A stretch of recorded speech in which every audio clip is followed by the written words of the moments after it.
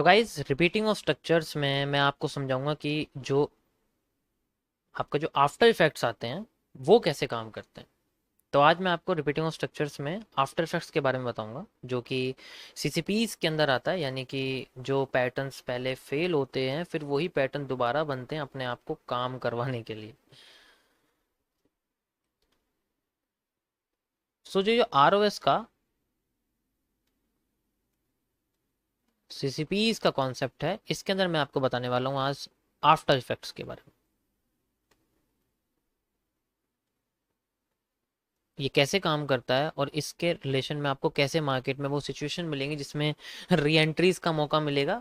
ये जो after effects होते हैं ये बेसिकली मार्केट के रीटेस्टिंग एरियाज में बनते हैं जिन्हें हम लोग एज ए री एंट्री भी कह सकते हैं। उनमें ज़्यादातर हमें दिखाई देते हैं।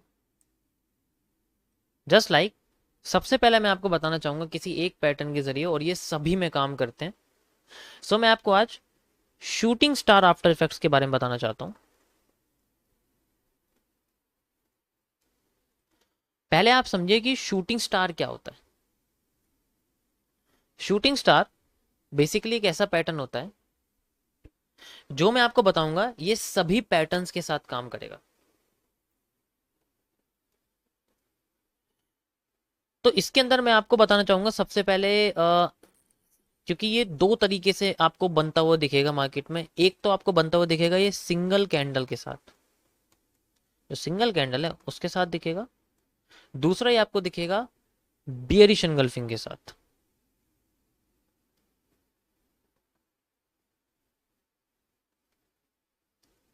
सिंगल कैंडल में क्या होगा कि ये तो डायरेक्ट चलो दिख जाएगा, हमें कोई इशू नहीं है उसमें कि डायरेक्ट सिंगल कैंडल में हमें दिख जाएगा। ये बनता कैसे है, चार तरीके के आपको शूटिंग स्टार देखने को मिलेंगे।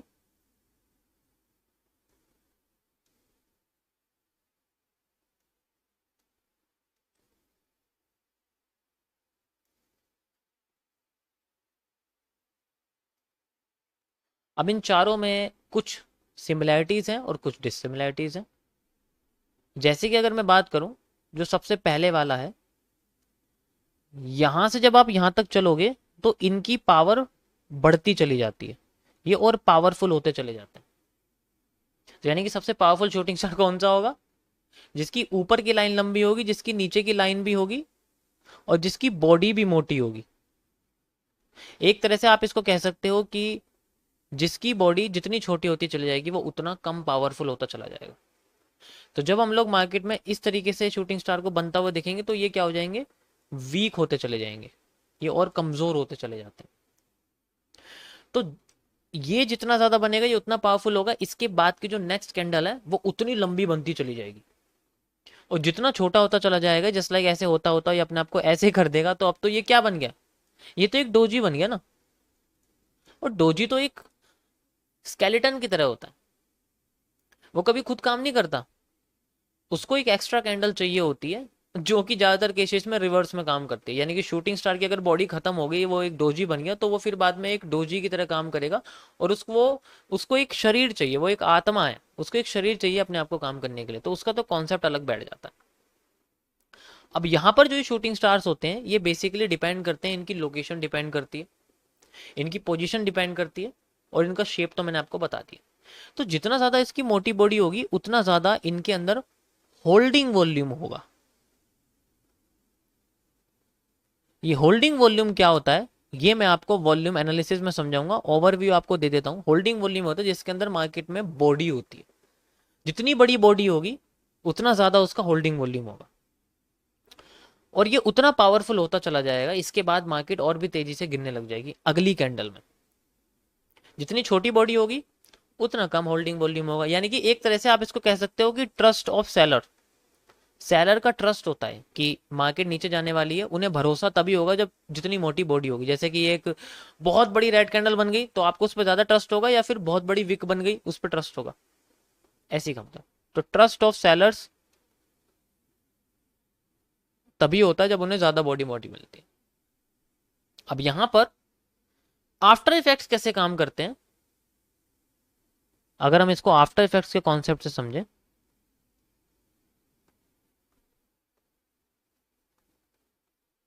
सबसे पहले आप ये समझिए कि इसी तरीके से इन्वर्टेड हैमर काम करता है, इसी तरीके से आपका हैंगिंग मैन काम करता है, और इसी तरीके से आपका हैमर काम करता है। तो सब में आपको इसी तरीके से पोजीशन दिखेंगे और सबकी कैरेक्टरिस्टिक्स एक ही है। बस अगर हैंगिंग मैन होगा तो उसकी नीचे की लाइन लंबी हो जाएगी, ऊपर की लाइन छोटी हो जाएगी। काम वो अपने आप को उसी तरीके से करेगा, पॉजिटिव एरिया में दिखाने की कोशिश करेगा, वो अपने आप को पॉजिटिव करने की कोशिश करेगा। हैंगिंग मैन एक पॉजिटिव पैटर्न की तरह काम करता है, अगर वो बॉटम पे है नेगेटिव की तरह काम करेगा, और वो टॉप पे है। ऐसे यहाँ शूटिंग स्टार अगर टॉप पे है तो वो नेगेटिव की तरह काम करेगा, अगर वो बॉटम पे है तो वो पॉजिटिव की तरह काम करेगा। आफ्टर इफेक्ट्स में क्या होता है कि पहले ये शूटिंग स्टार बनता है। वैसे तो ये shooting star generally after effects में काम नहीं करता, लेकिन मैं आपको फिर भी बता देता हूं। शूटिंग स्टार बना, उसके बाद मार्केट अपने आप को थोड़ा सा नीचे लेके आई, और देन यानी कि एक ग्रीन कैंडल बनाती है या रेड कैंडल बनाती है, यहां से अपने आप को हल्का सा ऊपर उठा देती है, और फिर अपने आप को फिर और ऊपर उठाती है और इसको फेल कर देती है। जैसे ही इसको फेल करती है यानी कि इसके हाई को क्रॉस कर देती है, उसके बाद तुरंत एक दोबारा से शूटिंग स्टार बन जाता है, और वो शूटिंग स्टार अपने पहले वाले से ज्यादा पावरफुल होता है, उसकी वीक होती है, उसकी बॉडी मोटी होती है, और फिर मार्केट वहां से अपने आप को नीचे लेके आ जाती है। This is called A shooting star after effects. आप अगर ग्राफ पे देखोगे तो आपको यही देखने को मिलेगा। ये ज्यादातर आपको जो कंडीशन दिखेगी ये मार्केट के टॉप पर देखने को मिलेगी आपको। तो मैं आपको चार्ट पे ले जाने की गलती नहीं करूंगा, क्योंकि ऑब्वियस सी बात है आप जितना भी टॉप पे जाओगे आपको ये कंडीशन देखने को जरूर मिलेगी। तो this is called shooting star after effects. इसी तरीके से अगर मैं आपको डबल कैंडल के बारे में बताऊं, जो कि है बेरिश एंगल्फिंग का, तो बेरिश एंगल्फिंग में क्या होता है, एक रेड कैंडल आपको देखने को मिलेगी, और वो थोड़ी सी बड़ी होगी, यानी कि इतनी बड़ी होगी वो रेड कैंडल, इस तरीके से आपको देखने को मिलेगी। और उससे पहले एक ग्रीन कैंडल दिखेगी आपको, जिसको मार्केट 50% से ज्यादा रेड कैंडल के थ्रू एनगल्फ कर रही है, यानी कि इसकी बॉडी 50% से लंबी होनी चाहिए, तभी ज्यादा होगी। अब जिस पोजीशन को हम लोग बोलते हैं बेरिश एनगल्फिंग, और ये बेरिश एनगल्फिंग बेसिकली इन दोनों को अगर आप कंबाइन कर दोगे तो आपके सामने एक पावरफुल शूटिंग स्टार का पैटर्न दिखेगा। इस तरीके से मार्केट में आपको शूटिंग स्टार का पैटर्न दिखेगा, यहां से लेके ऐसे करके यहां तक, and you have a shooting star. तो बेरिश एनगल्फिंग के अंदर एक शूटिंग स्टार छुपा रहता है, और ये बहुत पावरफुल होता है। लेकिन ये पावरफुल तभी होगा जब उसकी शेप कुछ ऐसी होगी, जैसे कि मैंने आपको 4 शूटिंग स्टार बना के देखा, उनमें से कोई एक शेप होगी, और ये मार्केट के किसी की लेवल पर अगर ये होगा तो ही काम करेगा। जो कि हो सकते हैं कोई ऑर्डर ब्लॉक हो सकता है,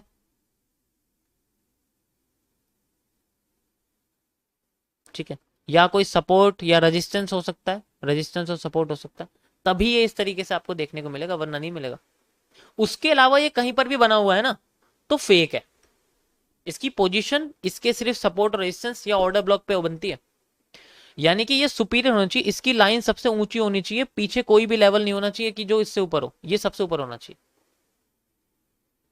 और अगर इसके बाद मार्केट फेल करके ऊपर जा रही है और दोबारा इसी तरह पैटर्न बना रही है तो वो आफ्टर इफेक्ट्स है, ऑलरेडी आपको बता चुका हूं। घूम फिर के दोबारा आपके सामने एक शूटिंग स्टार आ जाएगा। इसी तरीके से हर जगह होता है। ऐसे ही हैमर बनते हैं, हैमर में भी सेम होता है कि जैसे मान के चलो एक हैमर बना हुआ है, और मार्केट अपने आप को अगली कैंडल में रेड कैंडल के थ्रू, जैसे मान के चलो रेड कैंडल के थ्रू अपने आप को नीचे लेके आ गई, हैमर को फेल कर दिया। हैमर को फेल करते ही फिर दोबारा मार्केट ने एक हैमर क्रिएट कर देती है, और वो हैमर अपने पहले वाले हैमर से ज्यादा पावरफुल होता है। उसकी स्ट्रक्चर आपको कुछ ऐसा देखने को मिलेगा, जिसके बारे में आपको ऑलरेडी बता चुका। So this is called after effects, और ये आपको देखने को मिलेगा मार्केट के सपोर्ट पर, ये सपोर्ट पर बनता है। तो this is A after effects. ये बहुत पावरफुल कॉन्सेप्ट है, अगर आपने इसको समझ लिया तो मार्केट में जितने भी रिवर्सल्स आएंगे वो आपको समझ में आने लग जाएंगे। रिपीटिंग ऑफ स्ट्रक्चर्स में एक टॉपिक और ऐड होता है, जिसमें अगर मान लीजिए कि अगर आफ्टर इफेक्ट्स होने होने से बच जाए तो वो किस तरीके से काम करता है, तो मैं आपको इसमें यही बताने वाला हूँ, अब ध्यान से समझिएगा। सो ये रिपीटिंग ऑफ स्ट्रक्चर का एक नेक्स्ट कॉन्सेप्ट है, that is known as the gapism. ये गैपिज्म दो तरीके से होता है बेसिकली, मैं अगर बताऊं तो ये गैपिज्म वॉल्यूम फिलअप के अंदर आता है। जो वॉल्यूम फिलअप का कॉन्सेप्ट है, अगर आपने प्रीवियस मेरी बेसिक टू एडवांस में कोर्स में देखा होगा आपने कि मैंने आपको इसमें वॉल्यूम फिलअप का कॉन्सेप्ट बताया, तो इसी के अंदर ये गैपिज्म के कॉन्सेप्ट आते हैं। डेट इज सबसे पहले आता है आपके पास नॉर्मल जो गैपिज्म होता है, और दूसरा आता है आपके पास इनवर्स गैपिज्म। इनवर्स गैपिज्म में बेसिकली आफ्टर इफेक्ट्स के फेलियर के बेसिस पे होता है। कि इनवर्स गैपिज्म में क्या होता है कि ये तब एक्टिव होता है व्हेन आफ्टर इफेक्ट्स फेल्स।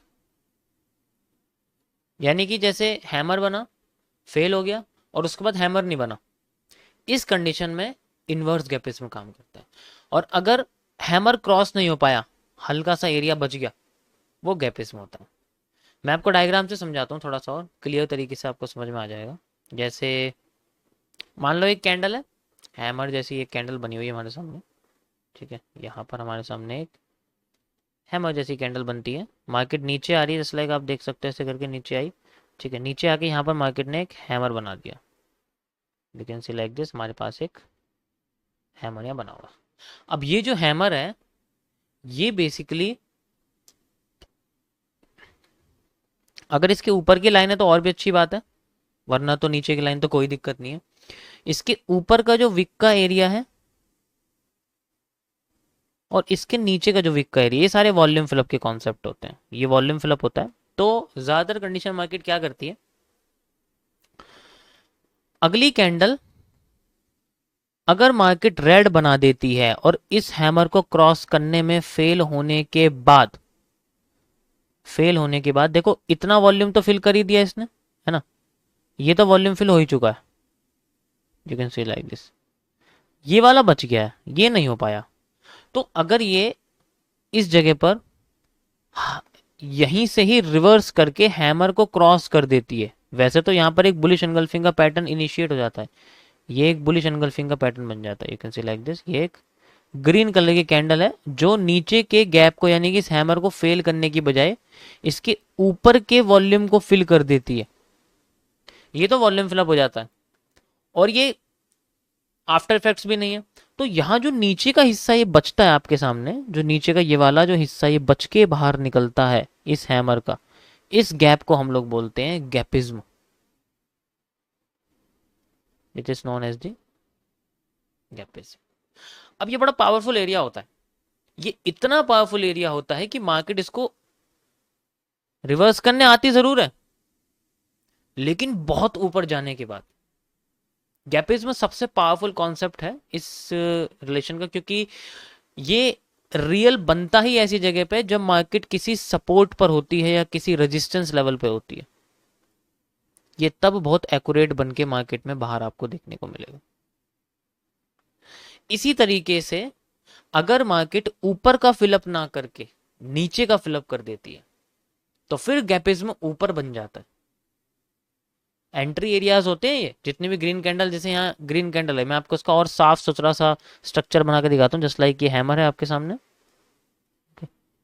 यहाँ पर एक रेड कैंडल बनती है और फिर यहीं से ग्रीन कैंडल बन के हैमर को क्रॉस कर देती है ऊपर की साइड से।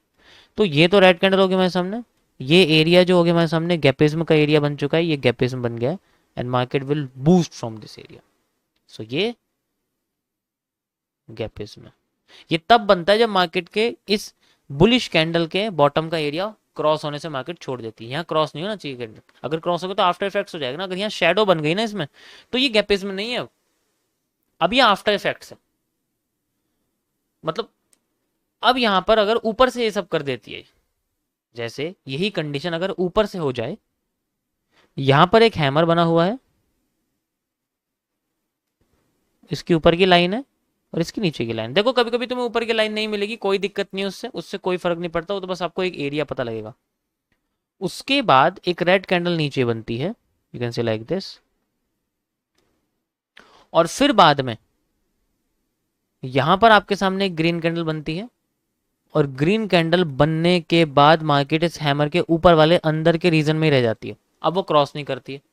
यानी इसका हाई नहीं ब्रेक करा है ना भाई, इसका हाई ब्रेक करा ही नहीं, और अगर हाई ब्रेक करने की बजाय मार्केट अगली कैंडल में लो ब्रेक कर देती है या फिर टुकड़ों में करती है, देखो या तो ऐसे करेगी या फिर इसकी बजाय ये टुकड़ों में करेगी, इस तरीके से कर करके आएगी, ठीक है। इसमें क्या होगा, नीचे तुम्हें शेडो देखने को मिलेगी जो मार्केट को रोकेंगे, नीचे से बुलिश प्रेशर पड़ेगा इसके पास, और फिर ये अपना जो लो ब्रेक कर सकती है, जैसे ही अपना लो ब्रेक करेगी और ऊपर का एरिया, जो ये एरिया बच जाता है फिल होने से, क्रॉस होने से, अगर ये क्रॉस हो गया तो हैमर के इन्वर्जन इफेक्ट लगेंगे, हैमर उल्टा काम करना शुरू कर जाएगा। Then now this area is known as the inverse gapism. अब मार्केट उल्टा फ्लोट करना शुरू कर जाएगी यहां से, जैसे ये करेगी ना उल्टा फ्लोट कर, तो ये तो रेड कैंडल्स होंगी हमारे सामने, और ये बड़ी सी ग्रीन रेड कैंडल भी बन सकती है या टुकड़ों में बन सकती है, दोनों में से कोई सी पॉसिबिलिटी हो सकता है। इसमें जनरली क्या होता है, नीचे की साइड की शेडो ज्यादा लंबी आती है और जैसी क्रॉस कर देती है फिर ऊपर की आने लग जाती है। क्यों? क्योंकि जब किसी लेवल पे होती है ना मार्केट, तो उसमें नीचे से प्रेशर आता है, उसको रोकने की पूरी कोशिश करते हैं, और इसी का फायदा उठा के ये लोग एकदम से बर्स्ट कर देते हैं वॉल्यूम और फिर मार्केट को नीचे फ्लोट करना शुरू कर देते हैं, और ये भी बहुत पावरफुल मूव जनरेट करके देता है। This is called a inverse gapism. ये बहुत पावरफुल कॉन्सेप्ट है and one of the most, SAC के अंदर मैंने इसको डाला हुआ है। SAC का मतलब होता है सुपर एक्यूरेसी कॉन्सेप्ट। मैं पहले ऑलरेडी आपको पहले वाले कोर्स में बता चुका हूँ इसके बारे में, सुपर एक्यूरेसी कॉन्सेप्ट। MMC के SAC के पार्ट में मैंने इसको डाला हुआ है। ये बहुत पावरफुल कॉन्सेप्ट है गैपिज्म का। छोटा सा एरिया इतना बड़ा मूव क्रिएट कर देता है कि आप जान नहीं सकते, आप यकीन नहीं कर सकते। नेक्स्ट CCPs के बारे में हम लोग बात करते हैं। दूसरा वाला जो CCP है उसके बारे में हम लोग बात कर रहे हैं, तो हम बात करेंगे MMC के नेक्स्ट CCPs के बारे में, जो कि बेसिकली बना है 4 कैंडलस्टिक पैटर्न को मिला के, also known as the tree. ये बहुत पावरफुल एरिया है, ये इतनी आसानी से बनता नहीं है। ये बेसिकली जब बनता है जब मार्केट वॉल्यूम एग्जॉस्ट कर देती है। अबे वॉल्यूम एग्जॉस्ट क्या होता है इसके बारे में हम लोग बात करेंगे। अभी के लिए आप फिलहाल ये समझिए कि जो वॉल्यूम एग्जॉस्ट है वो ब्रेकआउट के बाद का एरिया होता है। जैसे मार्केट ब्रेकआउट या ब्रेकडाउन कर देती है ना, तो उसके बाद का जितना एरिया होता है वो वॉल्यूम एग्जॉस्ट होता है। बस आप अभी ये समझिए, तो उस जगह पे मार्केट के रिवर्सल पर ये पैटर्न बनता है। जैसे मान लीजिए ये मार्केट का एक W है और ये M बन गया और मार्केट ने नीचे की साइड से मान लीजिए ब्रेकआउट दे दिया इस तरीके से, तो ये पैटर्न इस जगह आपको देखने को मिला, यानी कि एक ब्रेकआउट पर ये फेकआउट बनाने की कोशिश करता है पैटर्न, और अगर ये सक्सेसफुल बन जाता है तो मार्केट में वो एरिया फेकआउट में कन्वर्ट हो जाता है और हम जैसे लोग रिवर्सल में मार्केट में पूरा का पूरा प्रॉफिट खा जाते हैं। ठीक है, तो इसलिए ये फेकआउट के लिए होता है। मैं आपको बताता हूं कि ये ट्री पैटर्न बनता कैसे। One of the most powerful reversal patterns में आता है, आप समझ लीजिए कि ये भी बहुत ज़्यादा पावरफुल है। इसे भी मैंने सुपर एक्यूरेसी कॉन्सेप्ट में डाला हुआ है MMC के अंडर, बहुत पावरफुल है। अब समझिए ये बनता कैसे, कि जैसे मान लीजिए मार्केट नीचे आती है और नीचे आती है और इस जगह पर मार्केट अपने आप को कंसोलिडेट करने लग जाती है एंड देन फिर बाद में एक ब्रेकआउट देती है छोटा सा इस जगह पे। अब यहाँ से लेके हर बार जितनी सप्लाई मार्केट में, यानी कि जितना डाउन ट्रेंड बन रहा था, देख सकते हो यहाँ से लेके मार्केट जितना यहाँ तक गिर रही थी, हर बार वो यहाँ से लेके उतना ही गिर रही थी। इस बार क्या हुआ, वो यहाँ से लेके यहाँ तक गिरने की बजाय एक्स्ट्रा गिर गई, तो यहाँ से लेके यहाँ तक का एरिया क्या हो गया हमारे लिए, ये हो गया हमारे लिए वॉल्यूम बर्स्ट का area. I already told you कि ये वॉल्यूम बर्स्ट का एरिया ये होता है। अब ये अगर नीचे आ गया, मार्केट का लो क्या है, सबसे लो, यानी कि बड़े टाइम फ्रेम के लिए भी अगर देखें हम लोग तो ये लो इसका ये मार्केट का लो। अब ये यहां से अगर इसको भी ब्रेक कर दे, अब इसके बाद वॉल्यूम बर्स्ट तो आपका यहां से लेकर यहां तक रहेगा, ब्रेकआउट तक का एरिया रहेगा वॉल्यूम बर्स्ट। अगर मार्केट में यहां रिवर्सल आता है तो अच्छी बात है, यहां से रिवर्स करके जा सकते हो। अगर नहीं आता है तो फिर वॉल्यूम बर्स्ट पे मेजर रिवर्सल आता है। यहाँ तो माइनर रिवर्सल्स होते हैं कि यहां जाके अंडर यहीं घुस जाएगी, लेकिन मेजर रिवर्सल ऊपर का भी हाई तोड़ देता है। तो यहां पर जो जिस तरीके से आपको यहां देखने को मिलेगा, अब यहां पर आपको अगर रिवर्सल पैटर्न दिख जाए, कैसे वाला, कि मार्केट में रेड कैंडल बनी ब्रेकआउट के बाद और फिर एक रेड कैंडल बनी, थोड़ी सी छोटी बेशक हो गई है, उसके बाद मार्केट में यहां एक ग्रीन कैंडल बनती है जो इस पहले वाली रेड कैंडल से छोटी भी हो सकती है, बड़ी भी हो सकती है, ऐसा कुछ नहीं है, ये पहली छोटी बड़ी हो, लेकिन दूसरी वाली जो ग्रीन कैंडल है वो दूसरी वाली रेड कैंडल से बड़ी ही होनी चाहिए, उसके हाई को क्रॉस कर देनी चाहिए।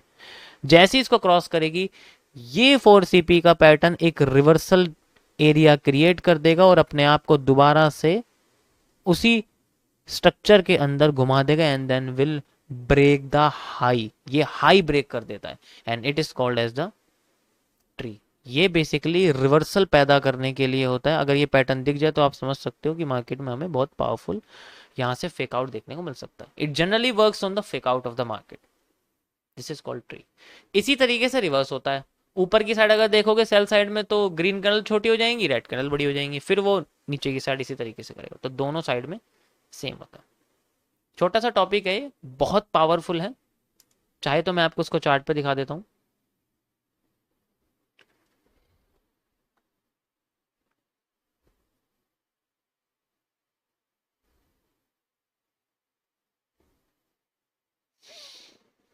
ये आपको मार्केट में बिल्कुल क्लियर नहीं दिखने वाला, इसके लिए आपको कई बार इसको जो है खोजना पड़ेगा, क्योंकि इतनी आसानी से दिखता नहीं है। बट फिर भी मैं कह सकता हूँ कि आपको पूरी की पूरी हेल्प मिलेगी इससे। जस्ट लाइक आप यहाँ देख सकते हो, ये चारों पैटर्न्स आपको दिख रहे होंगे। ये देखो, ये एक ट्री पैटर्न है। रेड छोटी हो गई, ग्रीन उससे बड़ी हो गई, और अगली वाली ग्रीन ने पहले वाली ग्रीन को ब्रेक कर दिया, इसका हाई भी ब्रेक कर दिया। And now we have a clear move. आप देख सकते हो कितना बड़ा मूव निकाल के इसने हमें दिया है। इसी तरीके से डाउन साइड का होता है, लाइक आप देख सकते हो, ये भी आपको दिखेगा। ये सेम आपको दिख रहा है 4CP, 1 2 3 4 दोनों रेड कैंडल्स, दोनों ग्रीन कैंडल से बड़ी है and market is moving down side. आप देखो, या तो ये आपको टॉप पे दिखेगा या ये आपको बॉटम पे दिखेगा। अभी बॉटम पे था, देखो अभी ये बॉटम पे था ना, ये बॉटम पकड़ लिया एंड ये हमने टॉप पकड़ लिया। और बाकी देखो, इसमें आपको सेंट्रल एरिया पे दिखने वाला नहीं है, सेंट्रल एरिया पे दिखेगा। ये नहीं हो सकता क्योंकि एक ही कैंडल डायरेक्ट क्रॉस कर रही है, इसका कोई लॉ नहीं है। ये टुकड़ों में करनी चाहिए, टुकड़ों में होगी तो पावरफुल होगी। एक कैंडल गिर रही है तो वो गुस्से में गिर रही है, तो वो अनपावरफुल हो सकती है। Got it? सो ये है गाइस ट्री पैटर्न, इसको आप देख सकते हो। बहुत बढ़िया सुपर एक्यूरेसी कॉन्सेप्ट के अंदर इसको मैंने डाला हुआ है। ये बहुत ज़्यादा पावरफुल है and makes the market up trend easily and down trend. Okay, just like आप ये देख सकते हो, ये देखो कितना अच्छा ये 4CP यहाँ बना हुआ है। यहाँ से अगर आप देखोगे इसको, ये इसके बाद मार्केट यहाँ तक पहुंची भी नहीं है and then booms like this. इसके बाद सीधे यहाँ तक मार्केट। बाकी सप्लाई डिमांड इसमें आपको यूज ही करने हैं, वो मैं आपको और एक्यूरेट करके नेक्स्ट लेक्चर में बताता हूँ।